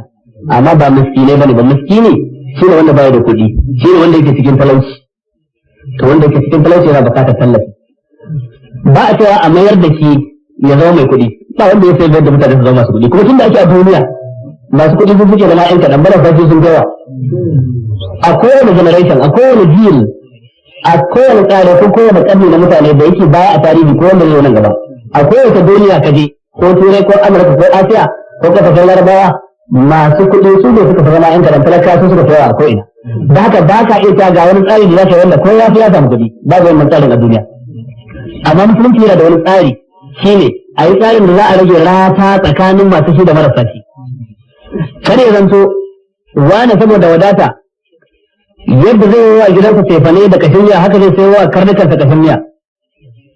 amma wani saboda talauci daga layya in ya samu tsokar nama ɗaya da sa bakin sa sai wata layyar in shekara ta kai ka zama ratar ta yawa wani saboda wadata an kai shi asibiti ana auna cewa ya rage cin kaza ya rage cin kaza ya rage cin kaza wani saboda talauci shi kuma an ji asibiti ana cewa nemo kaza nemo shi wata ana cewa ya rage shi dole da ya nemo yasa wanda yana ta abinci sau 5 a yini bayan ya sallah asuba ya shigo gida da ɗan shayi ya gutsuri kilishi wannan ba karin kuma lobare ba ya ji zai ko ba ya zubarci idan ya tashi gaban karfe 9 kuma ya so ya nauko da dankalin turawa ko da cinyar kaza ko da wani abu sannan da rana ya ta abinci sannan bayan la'asar kuma ya ɗan wani abu kafin almuru sannan ya ta abinci ne kaga ta abinci sau 5 wani kuma ya ci sau 1 kaga hasar ta yawa tsakanin 5 da 4 garin yana da nisa to yadda ake tsari ake mutunci na kawo tsari da yadda za a rage rata da ke tsakanin talakawa da wadata akwai ababen da suke asasiyat ne a cikin rayuwa essential commodities ne wannan ya kamata kowa na da shi ana misali ya kamata kowa ya ci abinci sau 3 a yini amma kila na wani ya fi na wani daɗi wannan kaga da a takaitar kaga an rage latar amma wani ci sau 5 wani ci sau 1 to zalunci ake da shi amma kowa ya ci sau 3 sai na wani ya fi na wani daɗi ne wani ta fi ta wani kyalli wannan daban babu da zaka iya bude ta suka ce kowa da ya kamata kowa ya samu ruwan sha to wani kuma da yake shi ba zai sha na famfo ba ga na famfon amma ya fi karfin sha zai ya so wani wata kaga wanda shi ya fara kansa amma dai abu da famfo a samu ya kamata kowa ya je asibiti idan wani ya asibiti ne ya masa da ɗansa ya je kasar waje shi ya zaɓi wannan amma dai da abu asibitin an rasa ba to wannan shi ne tsari da musulunci yake so a samar rage rata da ke tsakanin mawadata da talakawa ba a ce wai talakawa su zama daidai wa da mawadata ba cikin wannan zamanin ba yanzu zaka ji kuma da kana faɗa haka amma ba da waki ba da reality a gargashin kasa ba abin da zaka yi maka misali ne ya taɓa faruwa da ka taɓa gani sai dai mutum kai ya ɗauke ta aya ba fahimce ta ba ya fahimce ta haka ko wani hadisi ya zo fahimtar ta ba ya ɗora kan haka to wannan ta sa da aka zo fassara aqidar shari'a mutunci sai dan suka fahimci da an yi shari'a mutunci to an daina jin kishiwa amma wanda ya zo da shari'ar da kansa manzo sallallahu alaihi wasallam an je da zotul khandaq saboda yawa ya dauki dutse ya daura a cikin sa ya daure ya ci gaba da aiki Abu Hurairah yace tun da muke ba da koshi ba sai da wani da suke sabon shekara mutum koshi ba sai aka bude sauda shekara ta bakwai bayan hijira ma'ana shekara 13 a Madina shekara 7 a Makka shekara 13 a Makka shekara 7 a Madina shekara 20 ana musulunci ma'ana sai a shekara ta 20 suka fara koshi ma'ana kaga shari'ar musulunci bin Allah ne ko ba haka ba amma ba wai samun kuɗi da diamond da gwalagwalai ba wadansu suka dauka haka wato kamar wannan wani imani ne da abin da ido ke gani kamar sun musa qadir al-iman bil ghaib imani da gaibi ma'ana sai abin da ido ke gani to za su yarda da shi a takaice yayin uwa tallafawa talakawa na nufin rage rata rage nisan da ke tsakaninsu da mawadata ta hanyar samar da tsarin da zai tallafa masa a cikin rayuwa ina da wadata na yi bohol a gidana to in dawo kan famfo ɗaya a waje in rika buɗewa kullum awa ɗaya ko awa biyu ana shan ruwan kyauta mana ina da rijiya na sayo inji dan naira 10,000 yana jan ruwa basa ɗin ya kai kan tanki da jama'a su samu to ni ma in sa tankin gaba biyu mana ɗaya na ƴan waje ɗaya na wani cikin gida kan zare ratar amma kai da tanki ƴan waje ba su da komai sai sun dawo da kansu kaga ratar ta yi ta yawa in akwai tausayi duk jama'a za su yi wannan a'a jama'ar ba za su iya yi su kaɗai ba mutum a matsayin sa na ɗaya ba zai iya ba to shi kenan mawadaci ce to ku zo in ganna za a yi bai hulma gaba daya amma ni na ɗauki na rabi ko kuma ku haɗa kuɗin rabi kaga an rage ratar tsare-tsare ake kawowa waɗanda jama'a za a samu rata wannan shine ma'anar jin tausayin talakawa da wannan aya take nufi kuma yana daga cikin jin tausayin talakawa ba su haƙƙin su na zakka ba su haƙƙin su na saraka ba sai talaka ya roƙa ba in ya tantanta a bashi shine wannan sake na shida wal jari bil qurba da makwabci makusanci wal jari junubi da makwabci manesanci wato na shida da na bakwai kenan aljar da qurba shine na shida makwabci makusanci wal jari junubi makwabci manesanci to wadansu malamai suka fasara aljar da qurba shine makwabcin ka wanda yake musulmi aljar junubi makwabcin ka wanda ba musulmi ba ma'ana makwabci na da haƙƙi akan ka sawa musulmi ne ko ba musulmi ba wadansu malamai suka ce aljar da qurba shine makwabci wanda akwai dangantaka ta jini tsakaninku aljar junubi makwabcin da ba dangantaka ta jini a tsakaninku hadisai da na manzo Allah idan ka tattara su sun nuna cewa makwabci iri uku ne makwabcin da yake da haƙƙi daya kanka daga haƙƙi biyu daga haƙƙi uku makwabcin da haƙƙi daya shi ne makwabci ba musulmi ba ko ba mutum dangantaka da jini tsakanin ku kaga haƙƙin faɗa akan ka shine haƙƙin makwabtaka makwabci da haƙƙi biyu shi ne makwabci musulmi amma ba dangantaka a tsakanin ku kaga yana da haƙƙi na makwabtaka ga kuma haƙƙi na musulunci makwabci ne haƙƙi uku shine ga su makwabcinka ga su musulmi ga su kuma akwai dangantaka jini tsakanin ku kaga yana da haƙƙoƙi guda uku a kanka da haka aljari bil qurba ya shafi makwabci dan uwa da makwabci musulmi aljari junubi ya shafi makwabci wanda ba dan uwa ba da makwabci kuma wanda ba musulmi ba kowane makwabci yana da haƙƙi a kanka manzo Allah yake cewa la zala jibril yusini bil jar hatta zanto annahu sayyidu malaka jibril bai gushe ba yana nuna fifi da makwabci yana cewa tsare haƙƙin makwabcinka har sai da nayi tsammanin kila ma za a saukar da wahayi a ce makwabci na tunga da makwabci ya sake fada cikin wani hadisi yake wallahi la yu'min wallahi la yu'min wallahi la yu'min wallahi bai da imani wallahi bai da imani wallahi bai da imani aka ce wa yace allazi la ya'manu jaruhu dawa'iqahu wanda makwabcinsa baya amintuwa daga sharrinsa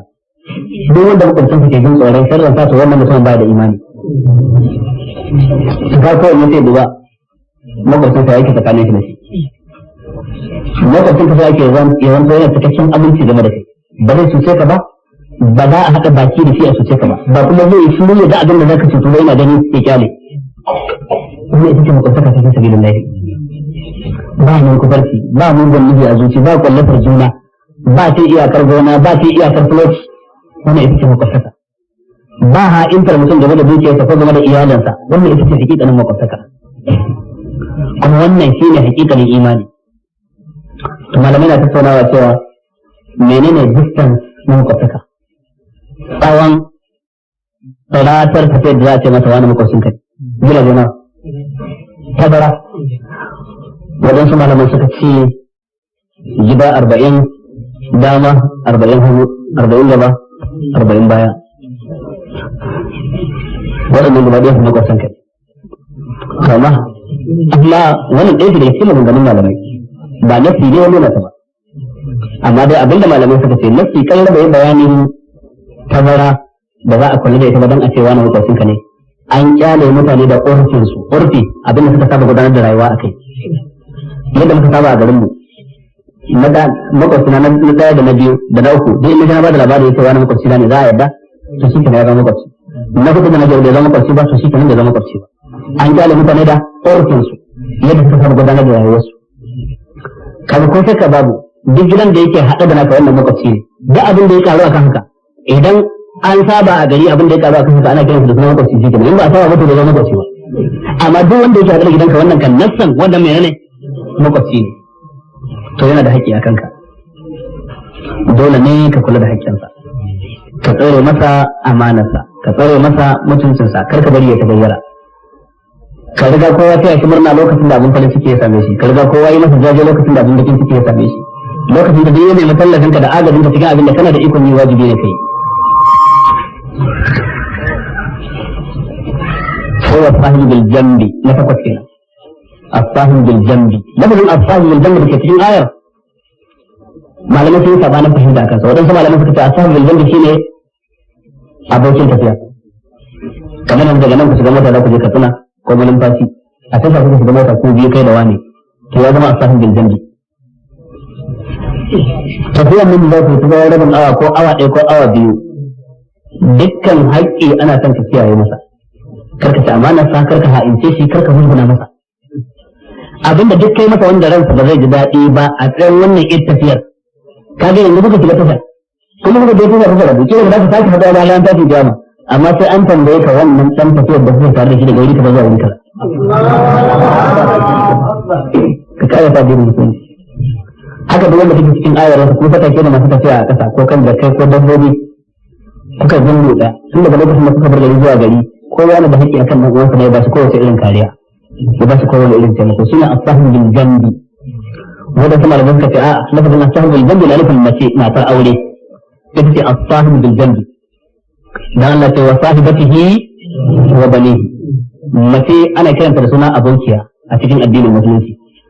saboda ana san mutum ya mu'amalance ta wani lokaci mu'amalar aboki da aboki mace wani lokaci ana kiranta da suna yarinyar gida don wani lokaci akwai bukatar mutum ya mu'amalance ta kamar yarinyar gida wanda take masa aiki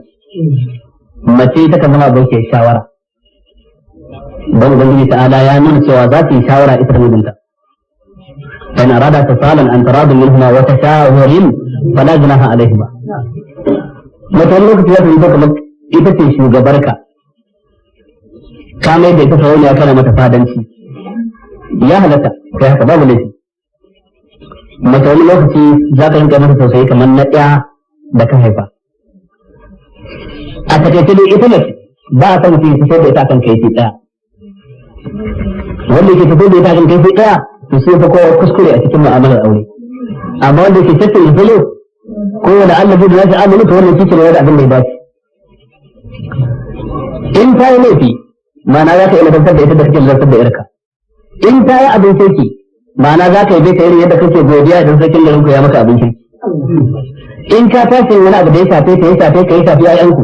za ka tattauna ku yi shawara da cikin raha irin yadda kake tattauna da abokinka. In kana bukatar taimaka wani abu wanda ba wajibi ba wani lokacin ka iya roƙonta kamar kana roƙon alfarma dan ba wajibi bane ba misali wani lokacin ko wajibi ne dan ka sa faraha ta daɗi ta ita ma ba dama ya kawo wasahil bil jambi amma yawanci wadansu din yadda ka san mutum da bari sosai ba tsakanin da fatar ba tsakanin shi can commandant na wajen da kuma kurtu an kawai ya ɗauka hada umarni hane kawai yi kaza bar kaza fuska da tsaure to wannan ba haka bane sai aka kawo as-sahib wa sahibatihi wa bani da kuma as-sahib jambi bisa ga wannan fasara da malamai suke nasara wa bin sabili idan an ce ibn sabil shine matafi duk mutumin da yake to ta garin ka guzuri yayin ke maka to yana buƙatar taimakon ka shine ibn sabil na goma wa ma malakat aymanukum da kuma abin da daman ku suka mallaka ma'ana ku yanji ko bayi kenan ku yanzu ko bayi da aka mallaka ta hanyar da ta dace a shari'ance suna da haƙƙi a kanku. Kada ku bambanta kanku da su kansu bambanci mai yawa. Ɗaya daga cikin sahabban manzon Allah sallallahu alaihi wa alihi wa sallam yake cewa manzon Allah ya ganni ina tafiya ni da bawana. Sai ce me ya dangantaka ka da wannan yace bawana ne. yake bawanka ne zai yace ka ku ciyar da su cikin irin abin da kuke ci ku yi musu tufafi cikin irin abin da kuke yin tufafi kuma kar ku ɗora musu aikin da ba za su iya ba in kuka ɗora musu aikin da ba za su iya ba to ku tallafa musu ku yi tare bawa kenan da mutum ya so a kasuwa haka aka ce mu'amalance shi ina ga yaron gida wanda ba bawa ba wanda kuke tafiya kan yarjejeniya wanda idan ya gida ma ya ce ya fasa daga wanda ya zama yaron gidan ba ya fasa ba zai aiki tare da kai ba in ba da wanda kake fita masa ka kula da haƙƙinsa ya yan uwa wannan shine abinda kuma ga za ta in faɗakar da kaina in tunatar da kaina shi na abinda wannan aya ta kunsa tare da ayoyin da na kawo a waɗansu wuraren da ba cikin ta ba ko waɗansu hadisin da na iya sanarwa tunda ba a rubuce ki a gabana ba kawai abinda na iya sanarwa ne na faɗa a nan gurin kuma ke ganin ya kamata in tsaya tunda na ga tambayoyin da ke hannu suna da yawa kuma lokacin da mutum ke magana yana yin magana ne kan abin da ya dace shi ya faɗa wa masu saurare amma lokacin da masu saurare suke tambaya su kuma suna tambaya ne kan bukatar su ta kai tsaye ta wani don ka kullum muke girmama tambayar mai tambaya sai fa in ta fi ƙarfi na wanda ba zan iya ansawa ba ko kuma ta zama mai kai wanda an ansa irin ta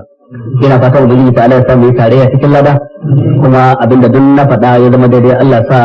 ya ba mu ladan kuma ya ba mu ikon aiki da shi abinda kuma ne kuskure ko tuntuban harshe inna Allah la yuhibbu man kana mukhtalan fakhura tukuri inna Allah la yuhibbu man kana mukhtalan fakhura Allah baya son dukkan wanda ya kasance mukhtalan wato mai yanga fakhuran mai yawan alfahari duk mutumin da zai rinka yawa mutane yanga da mu mai girman kai da kafafa Allah baya son haka duk mutumin da zai rinka mutane yawan alfahari ko dan yawan ilimin sa ko dan matsayin sa ko dan kuɗi da sarauta shi ma Allah baya son ka ga ba karaman razani bane da firgici dan wani ya ga ya dara sauran wani abu zai rinka masa yanga to Allah baya son haka wannan shine cikin ayar Allah shi mana gaban kasar assalamu alaikum wa rahmatullahi ta'ala barakatuh assalamu alaikum ba abin da za mu ce sai Allah ya saka da alkhairi Allah an tanar da mu abin da muka ji Allah kuma ya sanya mu tare da mala cikin lada zaman da muka yi nan shi ne malam ga lokacin siyasa ya zo muna buƙatar kaɗan na macen bibiya saboda mutane sun fara yin abubuwa marasa kyau kamar gaba su da mutane da makamantansu tsakanin al'ummar musulmi wannan kam abu ne da shi kansa yake buƙatar wani zama na shi na daban kuma in ma aka yi zama don shi akan kowane gari cikin lalurrukan ba a yi kuskure ba domin har yanzu mu ban yi waye ba a siyasa yan siyasa iri biyu ne wanda ya je ya tsaya yake son mukami a cikin siyasa da kuma wanda shi aikin shi goyon baya to su yawanci waɗanda suke tsayawa don a zaɓe su mukamai ba su iya ba su kuma waɗanda suke in goyon bayan sun fi kowa ma da iya ba ta wani ita ce babbar matsalar da muke ciki wurin waɗanda aka ji aka aro siyasa na aka ba aka kakaba wa mutane salon da yake bi irin na Amerika ita Amerika ɗin yau ba wani bambanci tsakanin ɗan Republican da ɗan Democrat akwai abin da ake na politics akwai politics hayaniya da rigima ta yakin neman zaɓe a wannan lokacin kake don gane bambancin wannan dan Democrat ne wannan dan Republican ne amma policy manufar gwamnati bayan an kafa to a lokacin ba bambanci tsakanin ɗan Republican da ɗan Democrat duk ɗaya ne kowa abin da yake tunani America a karan fari kafin komai da ita ce Allah abin da ta kafin America matsaya ta America a gaba ta tsakiya ko akan tattalin arziki ko akan siyasa ko akan menene a lokacin ba bambanci da tsakanin su amma mun sai ka samu cewa ba haka yake da ya kamata da a ce lokacin da ake hayaniyar yakin neman zaɓe daga an ɗan PDP da AMPP da AC da AD da WATC duka da a tafi wannan kowa na ganin talata kansa ne amma daga lokacin da Allah ya sa wani ya ci zaɓe sauran su taya shi murna irin yadda so da kan fice ba arna ne ba ma haka suke lokacin da za a ce ɗan Republican ya ka da ɗan Democrat shi wannan ɗan takarar shugaban ƙasa shi ne mutum na farko da yake fara buga ɗaya ba ya buga masa cewa ina taya kamar da kafin zaɓe wani lokacin sun kafin a sanar officially cewa wani ya ci shi yana da yadda yake bin labaransa ya san cewa ba ba za ka shi ne farkon mai buga masa waya ya ce ina cewa kamar da kafin zaɓe yanzu ana magana fita a gina Amerika a kare bukatun Amerika a kare siyasar Amerika a kare matsayin Amerika to amma da haka muke wajen goyon baya mu zo mu ta rigima ko mu zanto ta yamma yake yi dan ba mu goyon baya wanda ke nufi billahi sai an kaɗan da cikin to shi kenan dukkan wanda ya sai ka zuwa bayan sa kar ka sa ran zai je maka aiki ko dukkan wanda ya baka 100 200 300 400 ko 1000 ko 2000 ka zabe shi kada ka taba tsammanin kuma wai kana da ragowar bashi da kake binsa ko a duniya ko a lahira yake sai ko a lahira amma da a nan duniya ba ka da ragowar bashi da kake binsa ya baka 5,000 ka sa a aljihu kai kuma ka ba su kuɗi kaga kuma ya fiya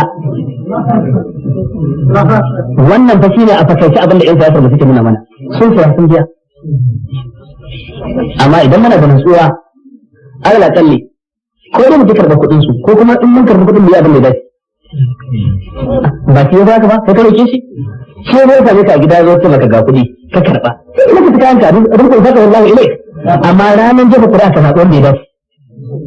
ranan jefa kuɗa ka zaɓi wanda ya dace amma mu zo muna rigima da juna muna faɗa da juna har wani lokaci a rinka zuwa dan nan kawai a wani garin ana hayar ƴan tauri don su zo su sassari mutane su karkata mutane wannan ko shaka babu wani abu ne wanda bai kama da hankali ba ko bai kamata mutum yi kirki a farin cikin wannan tsarin ba kana da ra'ayi ka rike ra'ayinka ba ka iya furta wani sabon sai ya bi ra'ayinka shi ma baya iya furta ka ka bi shi ke nan wannan ita ce siyasa ta hankali ba maganar a'a dole sai wani ko za a mutu ko za a aikata wannan rashin hankali kenan wannan kuma abu kai kisan sai dan wannan siyasa tun sanin din nan tana da ban tsoro kwarai da dan kila kablan da za a inda Allah ya kawo mana adalin tun ya fi wanda aka taba ba ko musamman a zayyukan mu'minin shi saboda yadda suka yi zaben suka yi shekara 8 suna sun nan da sun zaɓen kuɗi sun ga cewa kawai taskar kuɗi ce kake ɗauka ba wanda zai ke mutum hisabi sai bayan an ji lahira a nan duniya da wani EFCC da wani wasu ce duk sun zai duk zancen banza ba wani magana EFCC waɗansu mutane da aka kafa don saboda sun waɗansu mutane amma in har za su yi aikin da banki aka kafa su duk wani za ta ɗaura za ta yi bakar mutum can a kabila mujrumi ha dan ta turawan suka zo suka yi bincike suka ce cin hanci da wasa da kuɗin talakawa a Najeriya over 80% na wannan cin hancin da wasa da kuɗin talakawa ana yin suna president a fadar shugaban kasa ake yin sa 80 cikin 100 zoyi da ƙananan hukumomi ake yin 20 to kaga a nan gurin ba abin cikin inda yake amma ta zana wani abu da to abin haushi kai kuma kuma da zaka kamata ka tsaya ka zama yadda kai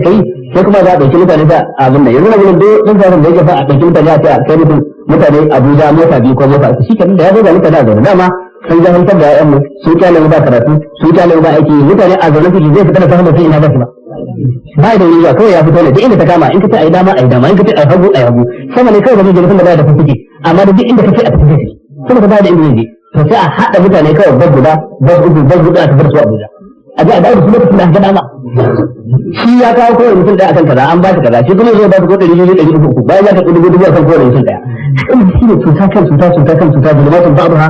fawqa ba'd wato duhu kan duhu hakikan gaskiya na daban takaici da ya kamata a ce masu hankalin cikin mu su gane cewa asalan mu yan garin nan ne ko mu yan nan jihar ne ko mu yan nan kasar ne in muka kona garin nan yan gida ɗaya cuta a garin nan ya tafi mu ne mu duka in muka kona jihar nan ya tafi mu ne mu duka in muka kona wata ma'aikata ya tafi mu ne mu duka daga cikin dai aljihun ne za a ɗauka kuma za a ce za a gina ta daga kuɗin talakawa ne za a ɗauka za a gina ta to ya kamata ya kasance mun ka sai mu mun kauce ko ta ba kar ka zama sanadiyar ka a gaban da jinin wani musulmi manzo Allah ce dukkan wanda ya kashe wani shi wanda aka kashe zai rike wuyan wanda ya kashe shi a gaban Allah ga jini na fita daga jijiyoyinsa na wuya yace ya ubangiji sal hada lima qatalani ya ubangiji tambayi wannan bai ya kashe ni a gaban Allah haka za a yi wa mutum wannan tonan sirri ne ka samu a duniya kawai dan bukatar wani ka biya kai ka biya kashe wani shi da biyan bukata kai da kisa to ya kamata dole ka kai Allah ya yi ya saka da sai wannan kuma kira tambaye kusan guda uku ta ce da Allah malam ne matsayin auren da mijin zai yi wata 10 ko fiye da haka ba tare da ya kula da matar ba ta fannin aure a ta fannin auratayya ko ba tare da wata lalura ba shi ma matsayin wannan auren ta biyu barci game da azumin mai ciki in ta sha a lokacin da cikin ta ya tsufa ba ta iyawa shin sai ta rama ko ko mijin da za ta bada ya abin yake sannan lokacin malam mace ce ta haihu cikin azumi ba ta yi ko ɗaya ba sai ba ta rama ba sai kuma ta ƙara wata haihuwar a cikin azumi to shine ta zuwa azumi za ta rama shin dole ramuwan za ta yi na wata biyu ko akwai wata hanya mafi sauki to ga mutum fuska ke dai tambayar farko dangane da matar da mijinta baya kula ta tsawon watanni da ta ambata aure dai yana nan tunda bai ce ya sake ta ba mutum ko shekara biyar bai sadu da matarsa ba aure yana nan bai mutu ba har sai lokacin da ya ce shi ya saki, ko kuma a'a ta kai shi kara kotu ta sake ta a madadinsa. Aure baya mutuwa shi karan kansa da kansa ba tare da an kashe shi ba. Da haka abin nan da mijin ya yi zalunci ne, don haramun ne mutum ya kyale matarsa irin tsawon wannan lokacin ba tare da saduwar aure ba. Shi haƙƙi na saduwar aure haƙƙi ne na ku biyu, kana da shi kana da shi, baka fi ta ba shi baka fi ka ba shi. Ko da kaga an ce idan mutum ya nemi matarsa ta ƙi sauraron sa za ta kwana mala'iku suna tsine mata, kai din kai ma idan ta neme ka yarda ba tare da wani haƙƙi ba kana da zunubi a wajen Allah. Kar ka ɗauka kai kuma sai lokacin da kaga dama, amma ita kuma wajibi idan kuma kana da bukata ta kuma dole ta ansa maka. Wannan zai zama zalunci idan ka ɗauki abin a haka, zalunci ne ba ƙaramin zalunci ba. Bari in ba ku kisoshi guda biyu masu alaƙa da wannan. Kisa ta farko duka su sun faru a lokacin Umar ɗan Khattab.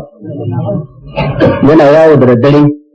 don ya ji koke-koken talakawa game da mulkinsa. Sai mutum wani gida sai ya ji wata mace cikin duhun dare tana kwance tana rera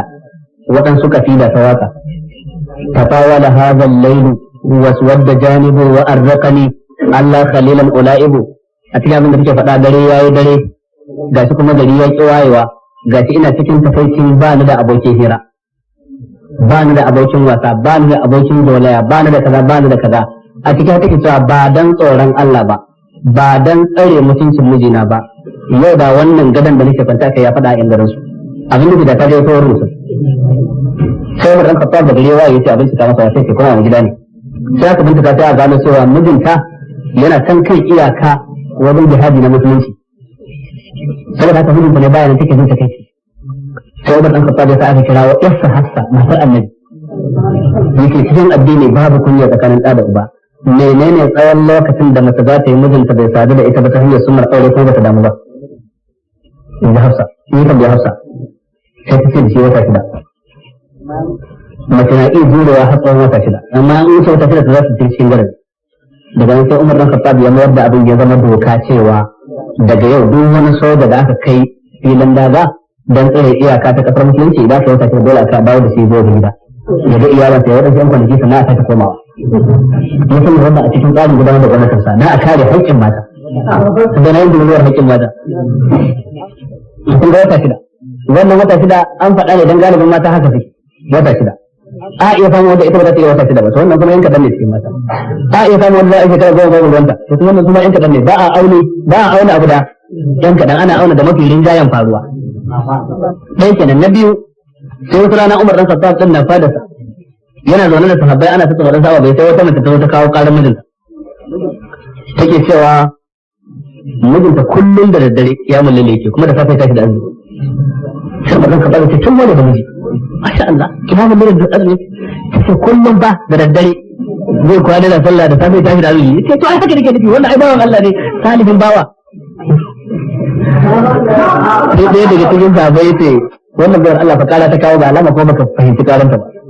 Sai me kake nufi? Ce tana nufin zai ta ba ka da aure da ita. Da daddare an kwana na kiyamul laili wata gidan kan da arziki. Sai ce to tun da kai ka fahimci karanta yanke hukunci a tsakanin su. Na ba ta izini. Sai ce to ne a fahimta ta ya halifa. Mutumin nan inda a ce yana da mata hudu kuma zai rika raban kwana ɗai-ɗai. A ce kowace mace a cikin kwana hudu tana da shi so ɗaya ne. To mukaddara da azuminsa da kiyamun lailansa mata ne guda uku, ita kuma ne ita ce ta hudu. To a cikin kowane kwana hudu tana da shi so ɗaya. Yayi kwana uku yana zai da kiyamun laila, na hudu ko babu azumi babu kiyamun laili. Umar da Khattab nan gurin ba ce ba san da bai zan yi mamaki ba yadda ka fahimci karan ko yadda ka yanke hukunci. Bai kana nutsa ta alƙali a garin Kufa. A takaice wannan shine hukuncin da Umar dan Khattab ya gaba da wannan bawan Allah. Yace ba mu hana kake yawan lailin ka ba ko abin da dinka, amma kwana uku kiyamun lailin ko ana ɗaya babu azumi babu kiyamun lailin. Haramun ne abin da mazaje suke yi da kaura cewa matan su ba tare da wani dalili ba. Kamata in ta yi laifi to sai mutum ya faɗa mata. Dan wata matar kila ko tana da kazanta ko tana da wani sirri ko ta yi mata wani laifi. Akwai kaura cewa da miji ke yi dan mace ta yi laifi. Wannan shi da ban maza Allah yawa matansa yaji wani tsawon wata daya. Haramun ne abin da mazaje suke yi da kaura cewa matan su ba tare da wani dalili ba. Kamata in ta yi laifi to sai mutum ya faɗa mata. Dan wata matar kila ko tana da kazanta ko tana da wani sirri ko ta yi mata wani laifi. Akwai kaura cewa da miji ke yi dan mace ta yi laifi. Wannan shi da ban maza Allah yawa matansa yaji wani tsawon wata daya. Wannan laifi suka yi musu yaji tsawon wata ɗaya bai dawo ba. Har sai da wata ɗaya sai da zama ya zo ya ci gaba da kula da su. to wannan in laifi ne to baya wuce wata ɗaya ko zuwa wata 4, amma wata 6 wata 7 to wannan ya saba Qur'ani ya saba hadisi kuma ya zalunci wannan bayar Allah kuma lalle ne masa ya ce masa in ba haka da Allah zai kama shi da wannan ranar tashin kiyama. Tambaya ta biyu take cewa game da ta haihu cikin azumi kuma sannan kuma lokacin da ta sake dawowa mai ciki dai wanda take da juna biyu ta azumi saboda juna biyu, duk wanda ta azumi saboda tana da ciki to hukuncin ta shine za ta ciyar da miskini daya a kowane yini da bata yi azumi ba, yini ɗaya miskini daya. Wannan shine zancen da ya fi karfi cikin zantukan malamai akan sa Abdullahi dan Abbas da Abdullahi dan Umar suke cikin sahabban manzon Allah sallallahu alaihi wasallam. Duk matar da take da ciki wahalar ciki yasa ta ajiye azumi, ko matar da take shayar da yaro wahalar shayarwa ta sa ta ajiye azumi, hukuncin sa ɗaya ne shine ciyar da miskini ɗaya a kowane yini. Amma matar da ta ajiye azumi saboda jinin haila ko saboda jinin biki wannan ba ciyarwa za ta yi ba, rama azumi za ta yi. Bisa da haka tambaya ta uku wanda ita ta haihu cikin azumi, kaga ta ajiye azumi ne saboda jinin biki, abin da ke kanta shine ramuwa. Idan wata shekara ta sake zagayowa bisa da dace sai kuma ta sake haihuwa cikin azumi, kaga da azumin ba da bata yi ba ga kuma na bana, har yanzu dai abin da ke kanta shine wannan ramuwar. Ba wata ciyarwa da za ta yi, ramuwa za ta yi, kuma ba a ce dole sai ta yi su a haɗa ba, za ta rika yi tana hutawa ba sai ta yi su a jere ba tare da shan ruwa a tsakiya ba. Hukuncin ta dai shine ramuwa. Allah saka da kai shi kuma wannan kuma ta Allah shiga ta malam ne da matsayin family planning a musulunci. Tsara iyali ana kallon sa kamar hanga guda biyu, ko kayyadewa ko tsarawa. Kayyade iyali shine mutum ya ce shi yana da yaya uku shine shi da haka kara sake haihuwa, wannan haramun ne. Haramun ne mutum ya kayyade iyalin da yake bukata ya ce daga yaya uku ba zai kara ba, daga 4 ba zai kara ba. Kuma ke mace idan yace dole sai ya haka haramun ne yake masa biyayya akan wannan. To amma tsara iyali shine kamar a ce a sami hutun haihuwa daga wannan yaro zuwa wannan babu laifi idan bai yi tsawo da yawa ba. Kamar a ce tsakanin kowane jariri dan uwansa shekara 2 zuwa shekara 3, wannan babu laifi. Matar ka idan ta haihu kana buƙatar ta samu cikakkiyar shekara 2 kafin ta sake haihuwa ko shekara 3, to wannan babu laifi. Wannan zai bayi zuwa ga ta samu koshin lafiya ga wanda suke da irin yawan haihuwa akai din nan, kuma ta samu damar kula da yaran, wannan babu laifi. Sahabbai a lokacin manzo Allah sallallahu alaihi wasallam azalu suke yi dan saboda su kaucewa haihuwa. Azalu shine mutum da sadawa da matarsa lokacin da namiji ya fita daga cikin sai fitar da gaban sa waje dan kare shi da cikin mahaifa ta samu ciki, kuma Qur'ani na sauka ba tare da an hana su ba. To wannan su hanyar da suka bi kenan a wancan lokaci. To sai da nan gure yanzu za a bi tsarin hutun haihuwa, galibi ababen da ake amfani da su ko dai allura ko kuma magunguna da za a haɗiya ko kuma lub da za a sa a kulle bakin mahaifa. To kowanne kuma da side effect nashi, yana da abin da yake haifarwa da matsaloli. In haka har kafin mace ta yi wannan dole mijinta shi da ita su samu kwararren gynec doctor, likitan da ke kula da harkokin mata don a tabbatar me ya dace don ta sami hutun haihuwa da. Don haka dai wannan shi ne kawai, ba haramun bane da an samu hutun haihuwa, haramun shi ne hana haihuwa gaba ɗaya don yakar haihuwa, wannan haramun ne. Amsa karantar wani ta tambaya ta shi ne ya halatta a nafila bayan sallah asuba saboda hadisi annabi sallallahu alaihi wasallam da ya hana cewa babu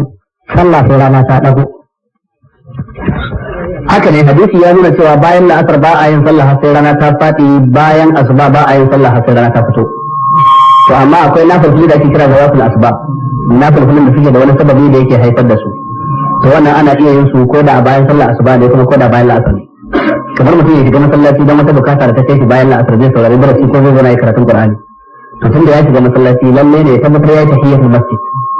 Tahiyatul masjid da kawai guda biyu da ake dan gaisuwar masallaci kamar yadda hadisi ya nuna cikin sahih Bukhari. To kaga wannan ana iya yanta. Haka kuma bayan sallah asuba ana iya rakatan da fajr daga wanda bai rakatan da fajr ba. Kamar an yi kiran sallah daga gida ka tafi ka alwala kana zuwa masallaci kana shirin ka rakatan da fajr ka tayar da sallar asuba. Kuma Allah ce za ku kai maka salatu inda maktuba. Idan an yi ikamar sallan farilla ba wata sallar da kake ta farilla. To idan ka sallah asuba aka gama ya halatta ka tashi kai rakatan da fajr ɗinka da fajr sai maka kai ba. Tunda manzo Allah ya ga wani bawan Allah bayan an yi sallah asuba a masallaci ya tashi ya yi sallar nafila raka'a biyu, bayan ya gama sai tambaye shi wata sallah ta kai. Sai ce a nazo a ƙwararren lokaci ba za ka tana fajr ba, da aka gama sallah ita ce ne yanzu sai to babu komai. Sai manzo Allah ya tabbatar da shi akai. Dan haka wannan babu laifi kenan. Amma banda waɗanda suke da sababi ba wata nafila da mutum kuma zai yi.